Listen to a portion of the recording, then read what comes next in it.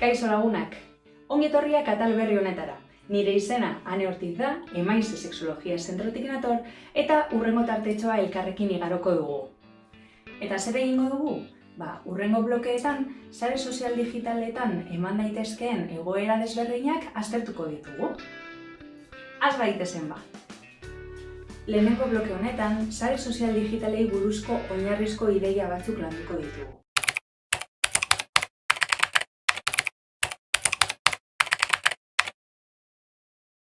Ez dago mundu erreal bat eta mundu virtual bat. Hau da, biak benetakoak dira, baina espazio desberdinak betetzen dituzte.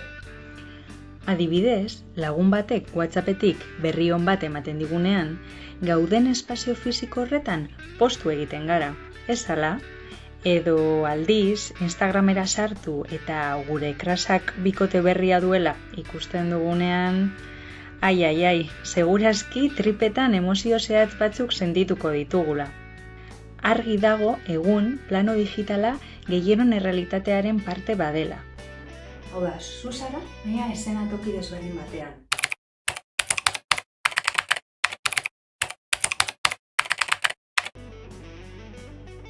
Zeintzuk dira plano analogikoaren eta plano digitalaren arteko desberdintasun nagusiak?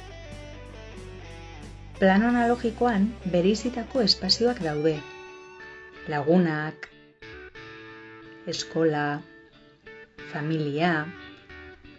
Gehienetan, kontestu horien arabera, gure jarrerak, hitz egiteko gaiak, itxura fisikoa eta abar moldatu ohi dugu. Baina aldiz, plano digitalean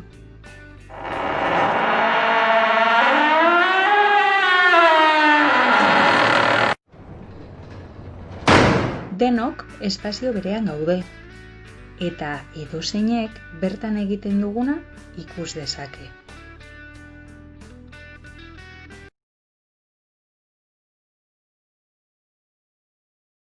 Zein da sare sozial digitalen lanketaren ikuspegia? Ziur nago klasean horrelako hitzaldi dezente izan dituzuela, eta zeintzuk dira normalean aipatu egiten diren gauzak? Pentsatu segundu batzuetan. Arriskua, kontuz.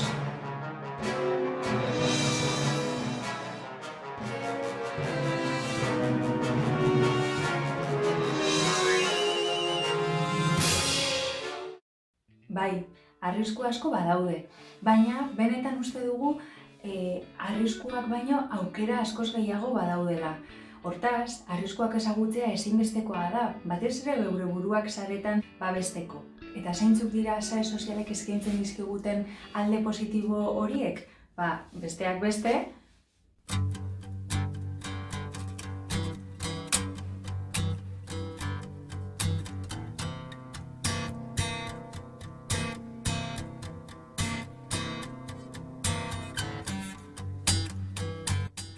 ikusi dugun moduan, sare sozial digitalek gauza positibo asko ekarri dituzte gure bizitzetara.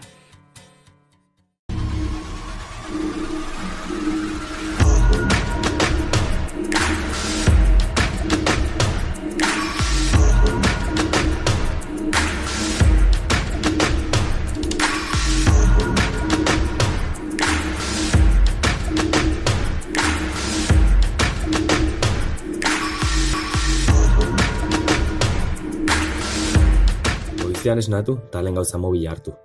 Instagrama ireki, eta 5 minutu pasa ez tira, baina berriro egin zara damutu. Hor barneratuta zauden nonbait, tira.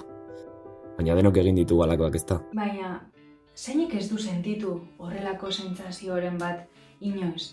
Azken finean, zenbat denbora pasatzen dugu mugikorraren pantailaren atzean. Bideoan ikusi dugun bezala, pertsona askok esnatu bezain pronto egiten dugun lehenengo gauza mugikorra begiratzea da. Bide batez, iratzargailua itzaltzen dugu, eta batzutan Instagramen dauden story berriak begiratzen ditugu, edo TikTokean dauden bideo berriak ikusi.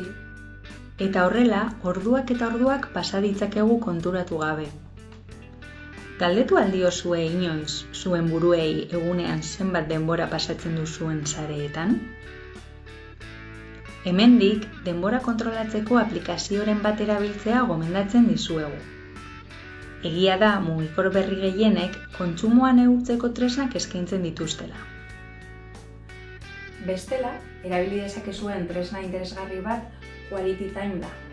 Honekin, egunean zehar, aplikazio bakoitzean zenbat denbora pasatzen duzun ikusi ahal izango duzu, horrela egiten duzun erabileraz jabetuz. Izan ere, askotan, mugikorra uste duguna baino askoz gehiago erabiltzen dugu, eta honetaz kontziente izateak gure denboraren kudeaketa on bat egitea ahalbidetuko digu. Oinarrizko ideiak esanda, hurrengo blokean elkar ikusiko dugu.